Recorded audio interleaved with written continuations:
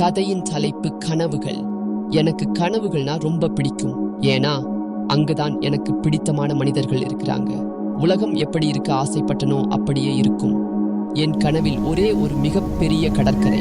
எப்போதும் எங்கே இருந்தாலும் அந்த அலைகள் சத்தம் கேட்டுக்கொண்டே இருக்கும்.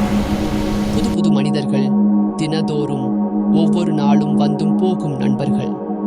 இன்று வரை முகம் தெரியாத காதலி. அவள் பெயர் சொன்னதில்லை, நானும் கேட்டதும் இல்லை. ஆனால் காதல் செய்கிறோம். அவளை எப்ப சந்திக்க நேர்ந்தாலும் கதவை திறந்து அவளை கட்டி அணைப்பது வழக்கம். அந்த அணைப்பு நீண்ட நேரம் ஆகும். சில சமயம் என் கனவுகள் கலைந்து போகும். எப்போ போனாலும் தேநீர் கிடைக்கும்.